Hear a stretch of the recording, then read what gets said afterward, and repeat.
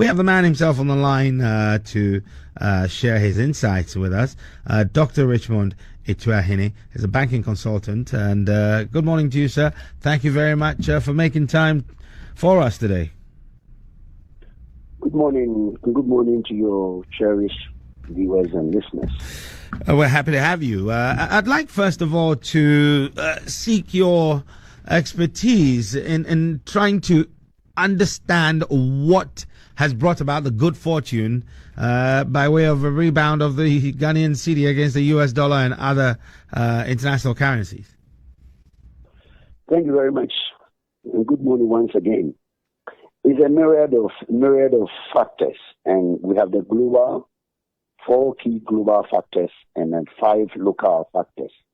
I'll quickly run through the global factors and I'll go to the local factors so that we could all appreciate what is going on. Very well, sir. I mean, the beginning of the year, the President of the United States, Donald Trump, made some decisions.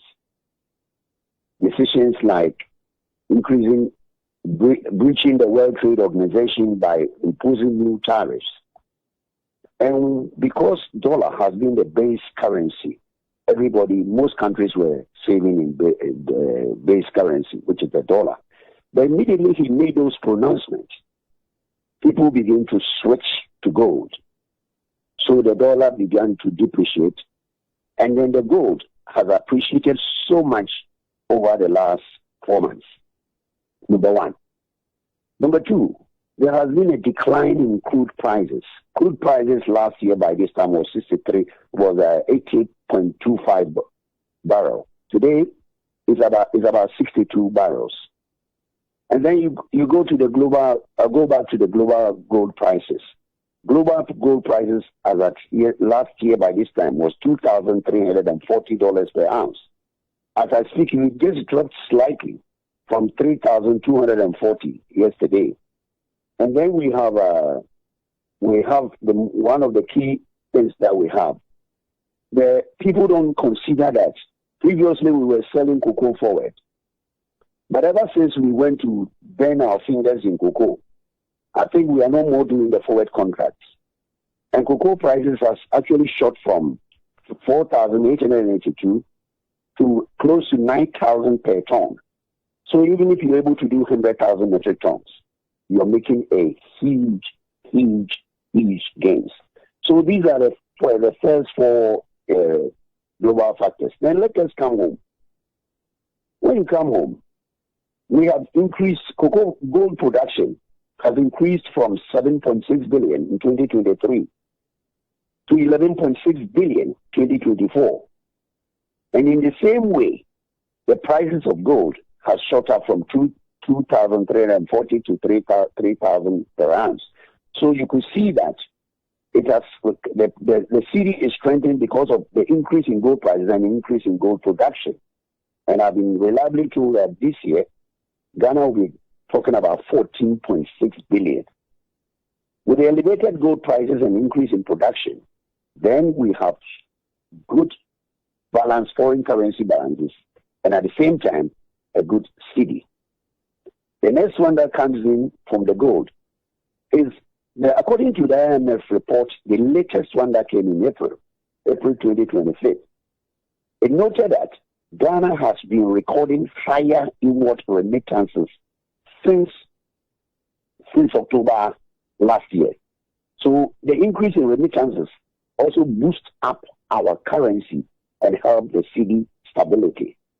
A lot of people do not take consideration. I want to tell you that remittances is far bigger in terms of contribution than cocoa and gold. The record states clearly. I can give you later, I can give you data that shows that remittances is currently supporting the currency and also the foreign exchange reserve. But one important thing that people do not acknowledge is that we have had a little bit of fiscal discipline and fiscal consolidation. When I say that about fiscal discipline, number one, the government is not borrowing over the roof on treasury bill rates. You can see that treasury bill rate has gone down, and even the volume has actually come down. with all these things, brings in some sort of confidence in the system. And what makes it interesting, if you want to hear, at least the budgets that came in 2025 by the current government, it made some significant reduction in our budget projections.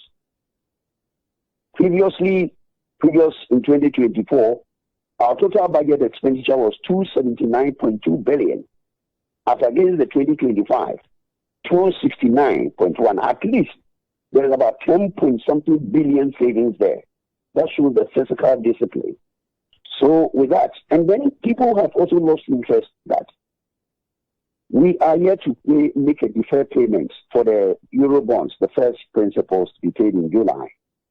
And don't forget, MTN has declared dividends, a huge dividends, and all the foreign banks are yet to make payment for their dividend payments outside.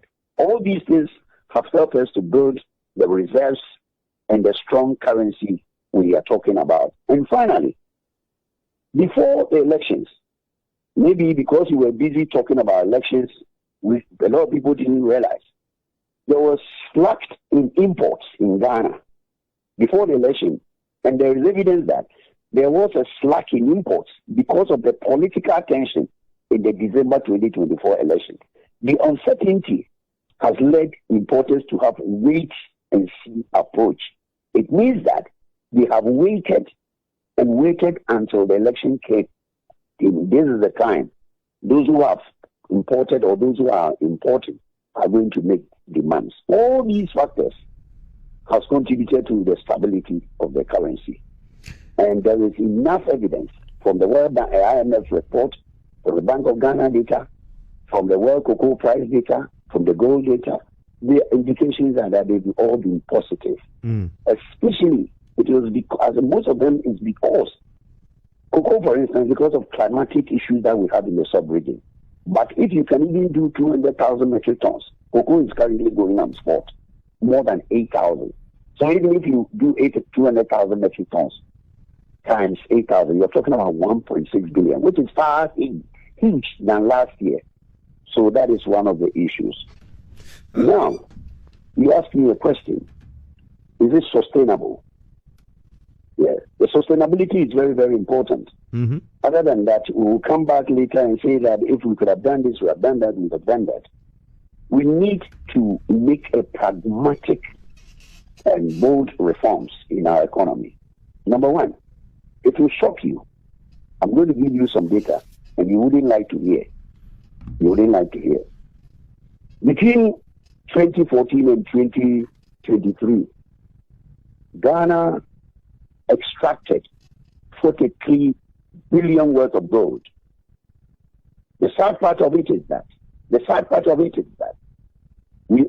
Bank of Ghana only received for the 10-year period, only received 6.7, meaning that average of 14.88% of the total export. So when the Daman issue came in, Wait, Dr. Atuahene, just a moment before you go on. I just want you to go over this number again. So, if I heard you correctly, let me go through the number again. Yeah, between 2014 and 2023. 2014 up to 2023, Ghana extracted. I want to use it. The data is here. We extracted 43 billion worth of gold. $43 billion worth of gold. Yes, but when you track the Ghana's benefit of it, and you go to the Bank of Ghana statement for the last 10 years, if you calculate it, Ghana received only 6.7 billion, so which is about 15%. That's $36.3 billion over a 10-year period that we didn't benefit from. And we got only 6.7. Wow. So whenever it comes to people talking about we need to renegotiate some of the contracts. We signed a Judges Bank contract, as I've always quoted Mrs. The former Lord Ladyship of Supreme Court, Mrs. Sophia Akufu. He has been saying this over and over and over again, and nobody wants to listen to her. The question is that how can you take your mine, minerals, resources, take only 14% and let somebody take 85%. And I think it because all the governments who have gone has failed us. I won't point figures on anybody. They have failed us. Because if you go to Tanzania, the late Makafuli had the same problem. And he told those who were mining there, we change the modus operandi of the transaction. And they changed it. Today, go and see fast training, the airport, good airports, railway lines, good roads, which we don't have. Because somebody can extract 100% and you take 85%. And immediately you talk about it, they say foreign direct investment. Who cares about foreign direct investment? If you're going to, let me give you a scenario. If you are importing a car from America, would you go and determine how much you pay for the car? I mean, Africans, we sit here and we are jokers. And let me go and give you another example. Botswana. Dr. Atuahene, before we go on to that, and I know the Botswana story is a very well celebrated story, but before you go in there, there's that argument that the investment that is made and the attendant cash calls that are required to ensure the turnover that we saw in $43 billion worth of gold over a 10-year period is something that our government is not willing or able to finance. Therefore, you have very little room to bargain for more than the 15 or so percent we're getting. Let me ask you, you know the Botswana case. How did they manage to go from 20% to now 40% and moving to 2030? They told Anglo Didier, change your modus operandi or pack and go. I mean, look, let us not say that foreign investment and destroy our environment. I mean, let us be very pragmatic. Currently, Burkina Faso is doing a similar thing. Makafuli has done it. Burkina Faso is trying to do it. Botswana has done it. So what is the fear about it? Let us not begin to think that we Africans cannot do anything for ourselves. Going to sign a contract. I heard somebody about lithium. You are signing a lithium of 15%. What's wrong with you? What's wrong with you? That's why I say I blame all the previous governments because it is no good. It is no good. Let us be bold. Let Africans be bold and say that this is our time. Let us do the right thing. But you know Botswana. So what is the difference between Ghana and Botswana? Why can't Botswana, how many population? They don't have a lot of population, but they are physically disciplined. They are disciplined. They have a little, I think the cows and the meat and too many than that. What I'm saying is that when the president told them that I'm not going to accept the 10 to 25%, they move it. Because when you go in with fear, and don't forget today, there is a paradigm shift in the world. The paradigm shift, the BRICS. If you think you are in the Bretton Woods, and the Bretton Woods are not, you must look for alternative. Because you cannot come and take my gold 85% and leave me 15%. And then later on, you give me loans. To pay. I mean, look, let us be very pragmatic. That's why Dr. Kwame Nkrumah was saying this. But you see, we are just being subservient to think that we don't have the knowledge, we don't have the resources. After all, when they bring the resources, do you know that almost the equipment they bring, they are tax exempt? They are almost tax exempt. I tell you, there was a time, I know a mining company, even water they drink, there was a tax exempt. So if you ask the tax exemption of 3% and add it to and deduct it from the 14%, you are getting less than 10%. My brother, let us not be swayed by the argument that we have. Let us back with this. That's why I'm backing it with facts and figures. That's right. And these figures were picked by the World Bank data, from Bank of Ghana data. I didn't pick it myself. I took my time, studied it. This year, I told you it's going to be 14%, 14 billion. It will shock you. If it is not what the current government is saying, that I'll buy gold with CDs and you move you from 20% for those who are the mining companies. We are not getting anything. But let us begin to renegotiate. Countries have done it. Don't tell me that people will tell us that they will take their investment away. There are alternatives. Makafuli did it. The late Makafuli. Go and check in Tanzania.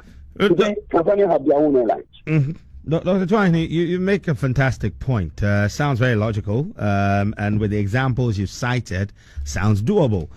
Just as by way of a quick recap for those who just joined us, we're exploring how we could sustain the rebound of the Ghana Cedi against the US dollar and other major currencies around the world. Thank you very much. Yeah. And Dr. Atuahene, just before then, just for those who joined us. So Dr. Atuahene has listed a number of factors that have contributed to where we find ourselves now. So a certain, fallout of some of the trade barrier or trade war, our gold pricing and production going up, cocoa price going up as well, since we moved away from the forward contract, inward remittances, which over the period of 2014 to 2023 trumped the receipts we made in gold. It was well above $20 billion in that period. There was also fiscal discipline, and government's move to slash the rates on treasury bills has also paid dividend in that regard. So these are the benefits or these are the things that are creating the rebound we're seeing. However, we need to look at reinforcing these and making it sustainable. And Dr. Atuahene starts by saying that we should look at our minerals contracts and the revenue we're getting from there and renegotiate and get more out of them. That's where we're at the moment. Dr. Atuahene, back to you. Thank you very much, my brother. Very, very good. Well, you summed it very well for me, and I thank you for doing that because it helps me a lot. Number two, this economy, since I was born, it's been a grain economy. Mm-hmm. Look, we produce the raw materials, and then we send it. We don't even now, we don't even produce. Let me tell you. How can you import tomatoes from Burkina Faso? How can you import onions from Niger? So what I'm saying is that we must be bold as a country, not a government, to say that agric continue to be the bane of the economy. Because if you do the agric very well and produce more, look, you import rice. Let me tell you the shock of you. We import 1 billion worth of rice every year since 2014. Rice. So when you sell cocoa, you go and use to buy rice and consume. What is this? Why can't we begin to think that we can have, there are areas at Yeji, along the Yeji, the water lines areas, we can go, like Dangote has now set a sugar there. It is done on us to begin to think about we can produce rice locally so that we don't spend 1 billion on rice. And we should target it. We should target it. We're not just talking about it as people have been talking. Because Ivory Coast didn't talk about it. They targeted certain areas that we are where they are. Unfortunately, we are not doing that. And we've not been doing it for a long time. It was Kutu Achampong. The late Kutu Achampong, may his soul rest in peace. And then the one man called domesticating man. Dan Lati of blessed memory, yeah. These are the two people who really had the country at heart. Unfortunately, we will talk about the trade imbalances, the remittances, the gold, and we forget about that. If you don't produce enough for yourself to eat, you will import. Look at poultry. You know that we import over $400 million of poultry from America every year. 400 million. Ivory Coast doesn't import poultry. They don't. They create a system that there is a value chain for agric. We don't support, we don't do the strategic transformation. And I'm saying that agric should be the center of the focus so that we can even reduce the galamsey, so that we can claim more lands for food. Once you're able to feed yourself, you have traveled. Let me tell you, in the country that can produce more food, life is easy. Let me tell you, if you go to America, if you go to UK and Europe, Germany, food is not as expensive as it is because you have to import tomatoes from, you have to import tomatoes from Burkina Faso. When he is in a desert, Sahelian, and you are in a rainforest, look at yesterday how it rained. And the rains will just go like that. And then we say it's a rainbed agric. You don't think about irrigation. You don't think about it. You don't even have targeted strategy for agric. Rice, yams, maize, oil palm, all those things are now selling. Let me tell you a story. You know, when the COVID came, BV, the BV company who produce soap, Liver Brothers, they used to import from Singapore. And you know that they've now been buying from Ivory Coast oil palm. Was it Malaysia? Yes, they were importing from there, but they stopped. Today they are coming to Ivory Coast to import. And we don't have anything. All that we have is cocoa. And we have cocoa. Cocoa, so we'll destroy it. So, having said that, if you tackle the agri with concerted effort, and then we can have export diversification out of the agri. We have done it before. I'll tell you, maybe you were that time you were in university. Dr. Kwesi Boche, when he was the finance minister, the late, may God put rest, keep his soul. Look, when he was there was an arrangement. Canadian brought us food, aid. And then the Canadians told Dr. Kwesi Boche, why can't you begin to develop one product that will help you to export? And that was what, in the 80s and 90s, pineapple. Then they employed Mr. Kwesi Ahoy, who was the Ghana's, decided to look at pineapple. And can I tell you, in the 90s, we were able to do 700 million worth of pineapple to Europe and UK. We've destroyed all these things. Once you produce food more, you can do export diversification. And you can even be thinking of putting them in semi-manufacturing thing in Ghana. So that are the two areas that I think we need to look at it. We need to seek it as a country, not as a politics. Me, I'm not a politician. As a country, we need to work on it so that we would improve the system. Now, look at, somebody wrote about yesterday, import substitution. If you don't produce, how can you do import substitution? Now, if you produce more. That's $1 trillion question. I mean, import substitution in its principle is a great idea. You know, but in the short term, Dr. Atuahene, let's take, for example, chicken. Okay, chicken is probably one of the we chew a lot of it every day these days. Thank God for that, because I remember a few decades ago you ate chicken at Christmas or on your birthday. But be that as it may, we're importing and spending over $400 million on chicken alone.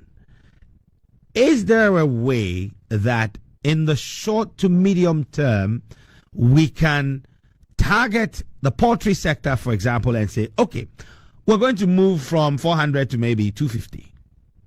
That's right. And divert that 150 to build that value chain you're talking about. Is this doable? Oh, it's doable. My brother, if it's doable in Ivory Coast, it's doable in Ghana. Except that, you see, we don't have the commitment. We don't have what we call, somebody will say, the tenacity. We are not applied to what we want to do. Because invariably, all that we think is that we have exceeded our tax, the import tax, so and so. But you need to develop the local. I mean, I've been to a customer in Sunyani.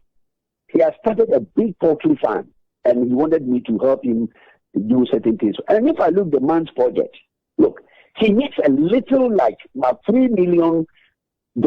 I believe he will be exporting some of these things to Ivory Coast, because currently he imports poultry from Ivory Coast for his hotel. And the man has his own farm, machines. He has started building it. But instead of me looking at targeting, you see, if you make it a straight path, no. Begin to do what you call targeting, looking for those who are already in it and supporting them. And let me tell you, if you remember, pharmaceutical, one thing that you previous government did, which people don't take support, is that, you know, when he came, he decided to support all the pharmaceutical, the big ones. Today, when you want to go to Burkina Faso, all the Ghanaian, the drugs are being produced in Ghana. I'm telling you, because it was a targeted. If you can go and ask those the leading, I won't mention their names. They received targeted support. Today, Ghana is exporting some of these pharmaceuticals to those African countries, especially with the FATA and the ECOWAS market. Yeah. Yes. So, as you're saying, it's doable. Because they were able to do it. They were able to do it in pharmaceuticals. We were able to do it in agri. Okay. Provided you are serious about it. So your proposed measures to sustain the city's rebound and growth or strength is, one, to renegotiate our mineral contracts, and also to target agriculture and to increase, by so doing, increase production, reduce import, and also add value. That's right. Okay. What else in your basket do you think beyond these actions will be useful? In the last but one of my basket, which I have for you this morning, although central bank has put mechanism to track and trace and capture remittances, I think they can do more. The reason why I say they can do more is that previously they were only doing 50%. I'm reliably told they are close to 70% of all remittances captured in the banking system. If you travel to Bangladesh, 95% of remittances go through the banking system. And if you go through the central banking system, it means it will be also be saved with the banks and the banks will use it for. It is not when you create some pseudo institutions that do not. But if Bank of Ghana, as I've been told, are now going back to what we've been saying, if they continuously and continually track and trace and capture remittances, as I told you, remittances is bigger than gold. And if Dr. Addison, before he left, he said last year remittances was 6.6 billion.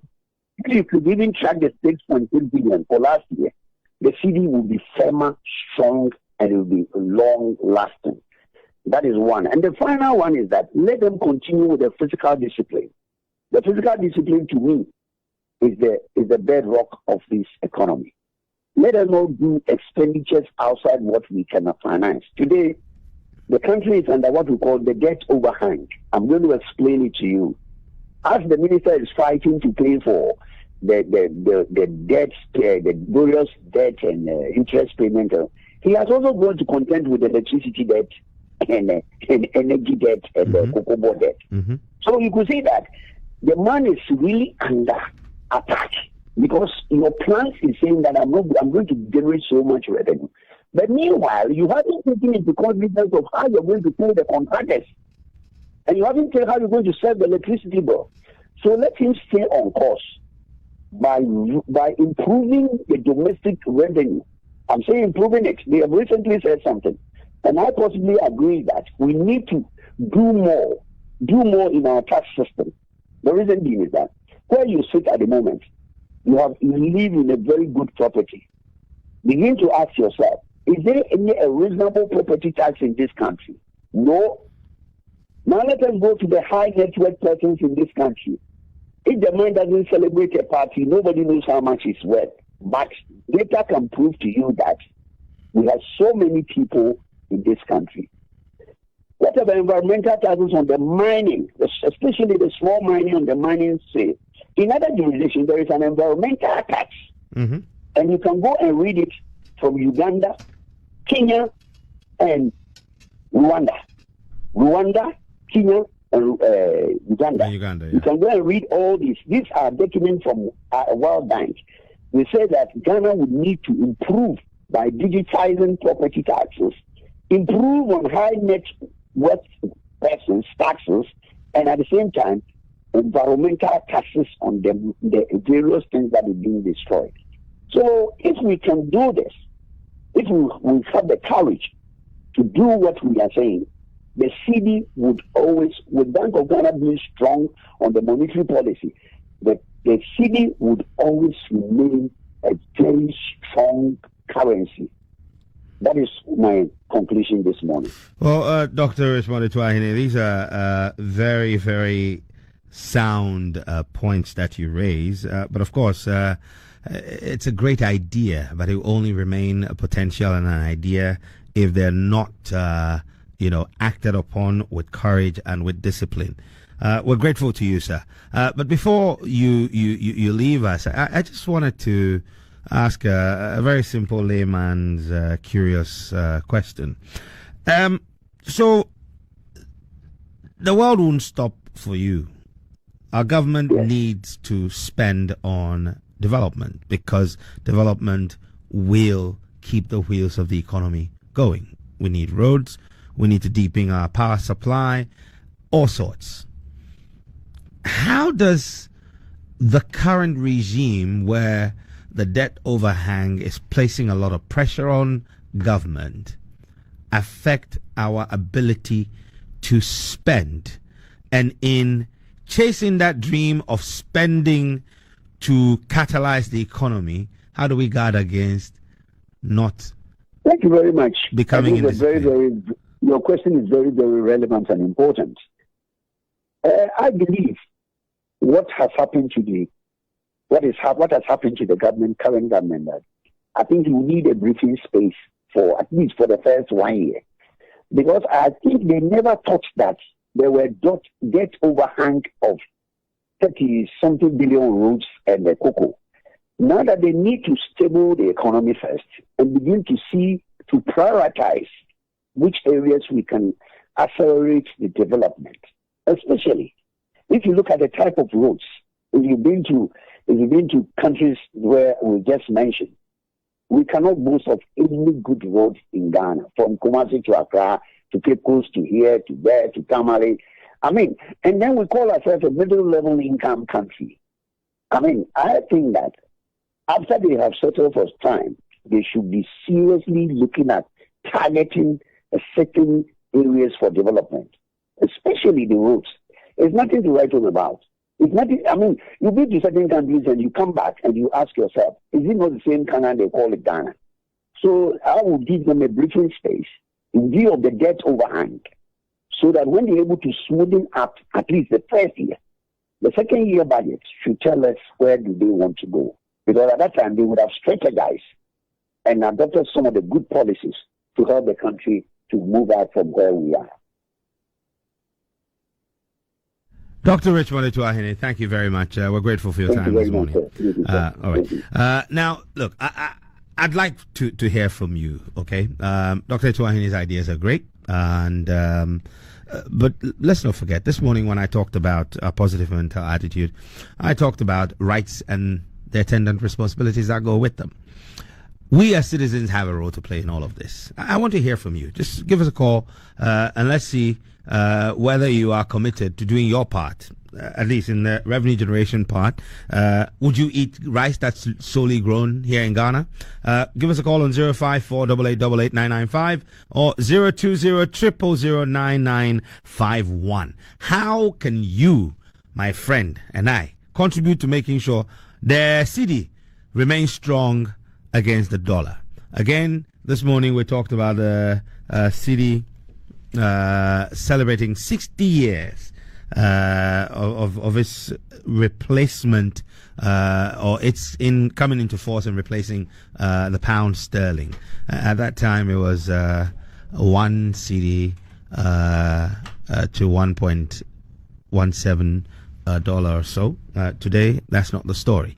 But things are trending positively. How do we ensure that we make it last and sustainable? 054-8888-995, 020-000-9951. Will you grow a little garden in your house so you don't have to keep buying imported stuff, like some plantain or some cocoyam, so you have your kontomire and some tuber to eat? Are we ready to roll up our sleeves to join government's own efforts to make sure that we're at least looking at substituting our imports and keeping more of our money here in Ghana? 054-8888-995 or 020-000-9951. We'll also be talking to our friend from the Ghana Union of Traders Associations, as well as the AGI.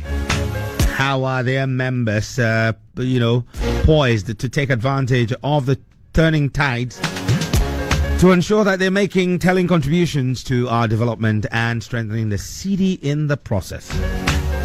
It's 8:30. This is the Asasi Breakfast Show. Hello, good morning. Hello, good morning. Thank you very much for the call. What's your name and where are you calling us from? Please turn down your radio. My name is Ivy, calling from Tema. All right, Ivy, talk to us. What's on your mind? Very impressive submission made by the doctor. And I'm wondering why all these people are in Ghana and so we are suffering. Can they be identified to support in any way the agri sector? And on my part, what I'm going to do is to ensure that I grow like I'm doing now. I've grown plantain, I've grown tomatoes, I've grown pepper. Let us be interested in growing our own and consuming our own. Thank you very much. Thank you, Ivy, for the call. Let's hear your thoughts. It's 054 8888 995 020 000 9951. Let's hear your thoughts this morning. We have a responsibility to build the Ghana that we are desiring. If you're going to continue, complaining your roads are bad and this is that, we're spending over 1 billion rather, on chicken. Akokonam. Moisturized chicken. It's not even fresh. That's the sad part. It's stored in the fridge for a long time or freezer. Then it ends up here and then we go and buy it and we're spending so much on it. How do we ensure that we change our appetites so we're able to help the Ghana Cedi rebound? Hello, good morning. Hello. Okay, the number to call is 054 8888 995. Now, let me give you a very interesting idea. Now, if you consider what we have been, spending on tin tomatoes, we've been spending more than $1 billion a year. More than $1 billion on rice. Sugar and confectionery, over 300 million. Flour, yes, flour. Flour, we spent over 600 million.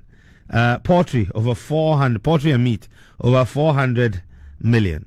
Fish, we've got almost we've got almost 600 kilometers of coastline. We have waterways. Then again, the water na galamsey and things. See why we need to stop the galamsey. But on a more serious note, we're spending more than $240 million on fish imports. Tomatoes from Burkina Faso, 100 million. Toilet roll and tissues, over 100 million. Cooking oil, more than $300 million. Pharmaceuticals and chemicals, $750 million. Soaps and cosmetics, $200 million. Plastics of all sorts and types, including containers and forks and all those things, disposables, $500 million. Paper, $600 million. Tiles and ceramics, we're spending more than $200 million. Iron and steel products, $1.2 billion. Cars and spare parts, okay, understandable. It's more than $2 billion. Furniture and textiles and apparel put together, you're looking at about $500 million. Home appliances, $900 million.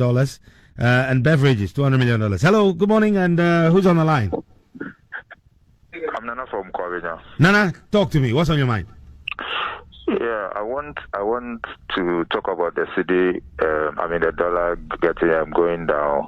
And I want to also know what has been done for us to arrive to this point. Is the government doing something, or what is really the issue for the depreciation of the dollar? In the conversation with Dr. Atuahene, he alluded to a number of factors, including the fact that with Donald Trump's trade tariff hikes, it drove investments towards gold, which pushed the price up. There's also the projection of a higher production of gold for us as a nation, which means that we're going to make more by selling at a higher price and selling more in volume. Cocoa prices have also gone up, which is helping us because we're not doing the forward trade as we were before. Inward remittances have also gone up.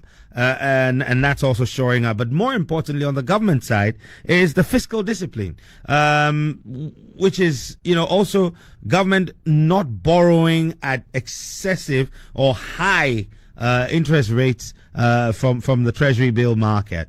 That has gone down, which means that there's a bit of wiggle room for government to be able to do the things that it requires. But we're not out of the woods, because there's still issues to be dealt with, including financing some of the debt overhang from various sectors, including power and all the construction and stuff that need to be taken care of.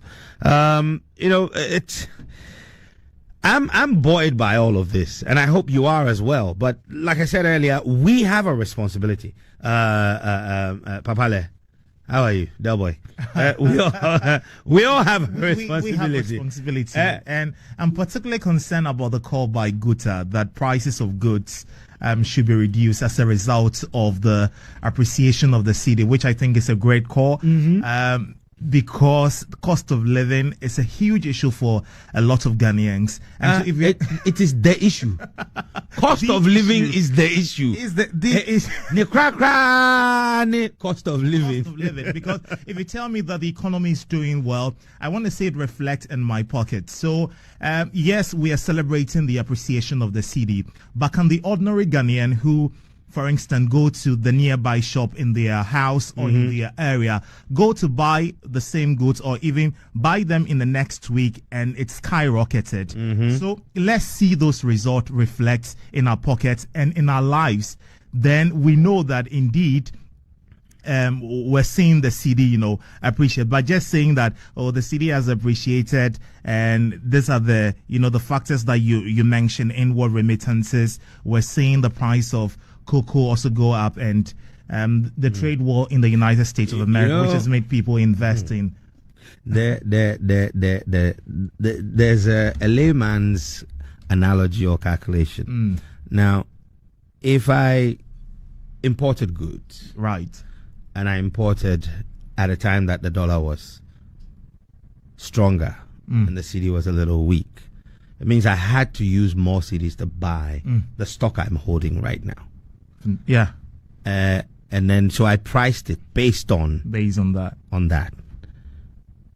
If I should sell at a lower price today, what are the guarantees and the assurances that the dollar will stay where it is, and once I have sold my stock and have cedis in hand, I'd be able to buy?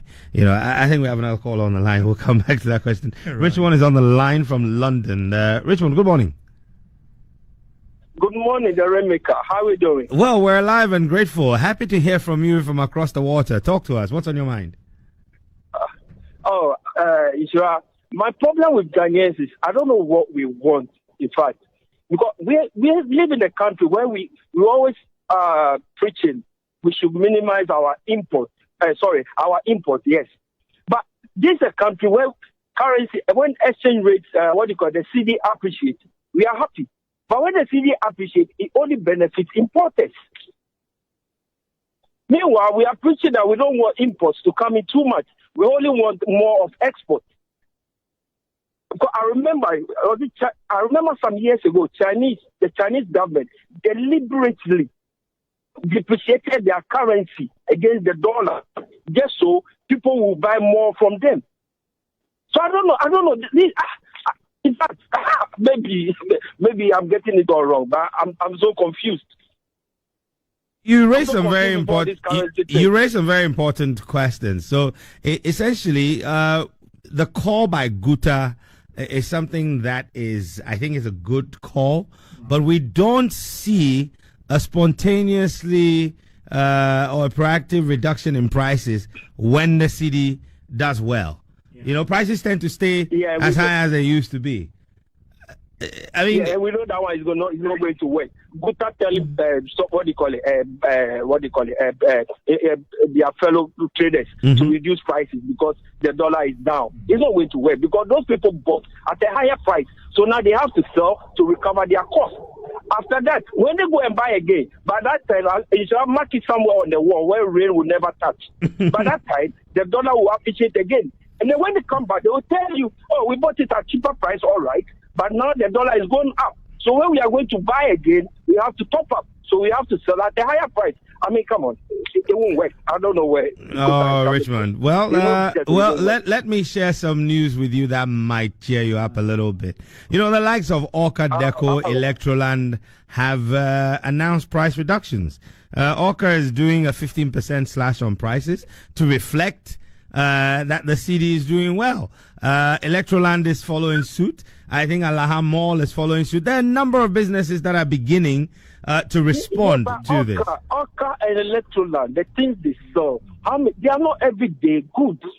We're talking about going to buy, like you said, going to buy chicken. For Christ's sake, I even hate myself saying this. Going to buy chicken. These are everyday things that people buy, right? Even tomatoes, they put dollar on it. They tell you dollar no cost, so petrol cost, so this, and then you affect it. But Oka electoral, I agree. But the things they buy, how many people buy them? I mean, you buy them once in a lifetime or maybe once in every 3 or 4 years. You don't buy them. It's not an everyday consumable. You raise that's where it should be on everyday consumables. The food basket. That's where the problem is. Okay. If you're able to sort that one out, look, forget this dollar and exchange rate thing. We'll be fine. Okay, Richmond. Thank you very much for your input. Have a good day. Thank you too, and thank you for the call. You too. Have a good one. All right. Richmond, very, very passionate about this. Let's go to the line again and talk to Dr. Humphrey Ayim-Dake. He's the president of the Association of Ghana Industries. Dr. Dake, good morning to you, and trust you're doing well. Good morning. I'm good, Insha. Great. Good times for AGI members? Well, it's quite improvement, and then it's a mixed feeling at the same time, but still encouraging. Please help me appreciate what would constitute the mixed feelings. I mean, why are you cautiously optimistic, if I could put it that way? Yeah, you need to be cautiously optimistic because this a phenomenon that is happening. It has its positive sides where we see the exchange rate appreciating in the favor of Cedi, and the phenomenon of the U.S. tariff-related issues coinciding with our reserves, for which cause our reserves are triggering this phenomenon of the Cedi appreciating. Nonetheless, you can also see the U.S.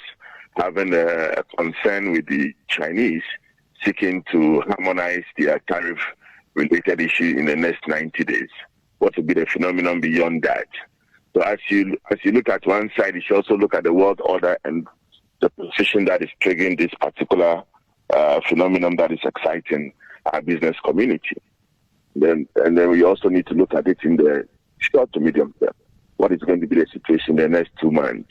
Naturally, you want to use a 3 months, a quarter to study events that are playing out. The steep appreciation happened with maybe one could stipulate it between April and now, which is almost about a month. Mm-hmm. So we need to give ourselves a little bit of time to see how it plays out. Nonetheless, the gains are obvious, and business promoters and entrepreneurs are excited about it. And we need to look beyond this phenomenon within this first month and see what happens within the next 2 months. Then with that stability attained, and then as this goes on, then it gives us room to plan. Currently, you are not too sure about the events playing out. That's why I use the word mixed feeling. The steep appreciation is not necessarily good, even though there are gains that we are getting out of it. But how does it play into your planning regime and focusing into the years? Now, in our conversation with Dr. Richmond Atuahene earlier, he talked about a number of things that, if we considered, could give us short to medium term a sustained growth and strength of the city. He talked about renegotiating some of our mineral contracts, and then the focus on agriculture, targeted agriculture, developing the value chain in a way that we're growing more and adding value and selling more. What's your take on the agri sector? Is this something that is a low-hanging fruit we can tap into quickly? Naturally, yes, but that's a medium to long-term arrangement. Translating the gains into agriculture, it's not a short-term gain. And how would you harmonize these gains and translate it to the short-term to medium-term to long-term interventions and reap the gain into the future? But that also needs some stability. That's why we're saying the next 2 months will give us a fairer picture of what is playing out. I gave you the example of the Chinese and the U.S. in the tariff war. By the 90 days, we'll see how this plays out on the world order. How much reserve can you still harmonize to keep the gains? And the gains then becomes an opportunity to service your debt and translate some into the agriculture and the extractive industry. So it's early days yet. I believe the managers of the economy and the watchers of the economy need a bit of time to gather the data and stimulate it into long-term and medium-term gains for us.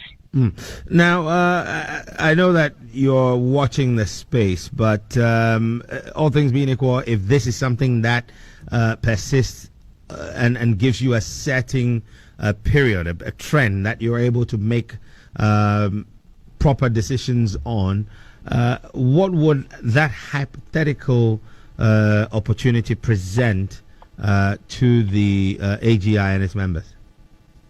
Yeah, naturally, that will, once we harmonize our gains into agriculture, it will translate to a bit of structural transformation to aid the food inflation basket, because that becomes a supportive intervention to lower the agriculture basket in terms of the inflationary basket. That then translates into other gains in the other sectors that have been periodical issues that we faced in the past. So there are positives that we can harmonize as a result of the gains that we are attaining. But one needs to study it gradually and then translate it into some strategic gains into the future. Fantastic. Well, Dr. Ayim Daka, we're grateful for your time this morning. Thank you. Thank you. All right, and that was the president of the Association of Ghana Industries. Well, there's a lot of harmonization that needs to be done, and it's important that government has to back its own desires with clear, concise, and bold action. Thank you for watching. Like, comment, share, and subscribe.